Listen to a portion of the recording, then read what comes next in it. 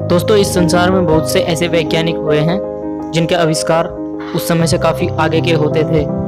इनमें से कुछ आविष्कार ऐसे थे जो इंसानों के लिए खतरनाक साबित हो सकते थे, तो कुछ आविष्कार ऐसे भी थे जो मानव जाति को आज से करीब 100 साल आगे तक ले जा सकते थे। और आज हम निकोला टेस्ला के एक ऐसे ही आविष्कार डेथ रे के बारे में बात करने वाले हैं।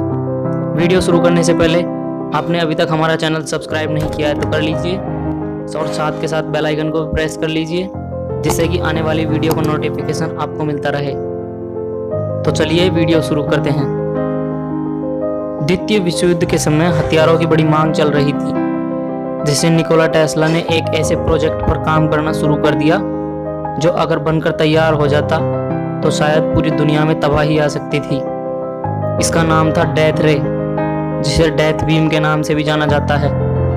दरअसल हुआ ये था कि टेस्ला इस प्रोजेक्ट से पहले अपने एक दूसरे प्रोजेक्ट जो कि वायरलेस इलेक्ट्रिसिटी पर आधारित था, उसके टावर बनाने पर काम कर रहे थे, जो फंड की कमी होने के कारण उनको बंद करना पड़ा, जिसके बारे में हमने पार्ट 1 में भी बात की है।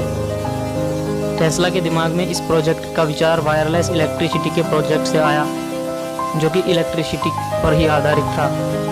उन्होंने टेस्ला कोयल भी बनाया। आइए हम जानते हैं आखिर डेथ रे क्या था। डेथ रे एक ऐसा हथियार था जिससे इलेक्ट्रिसिटी की बहुत ज़्यादा पावरफुल किरणें निकलने वाली थी, लेकिन यह बनकर सामने नहीं आ सका। बताया जाता है कि निकोला ने ऐसा वेपन बना लिया था जो इतनी पावरफुल इलेक्ट्रिसिटी बीम निकाल सकता था, जो तकरीबन 200 मील दूर तक वार करके एक एरोप्लेन को भी नष्ट कर सकती थी। लेकिन इतनी इलेक्ट्रिसिटी उस समय नहीं थी कि यह काम कर सके।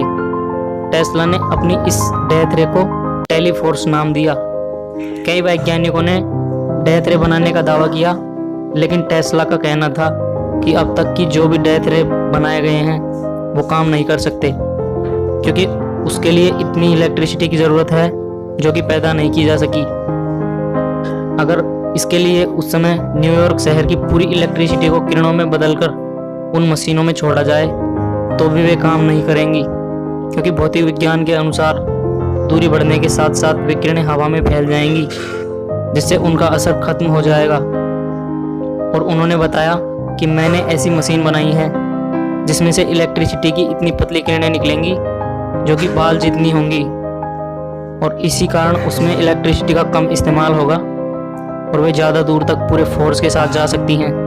लेकिन उसी साल 1937 में टेस्ला का एक कार एक्सीडेंट हो गया, जिससे वे कभी पूरी तरह से ठीक नहीं हो पाए, और साल 1943 में उनकी डेथ हो गई, जिसके बाद उस इन्वेंशन के बारे में आगे कुछ नहीं पता लग रहा।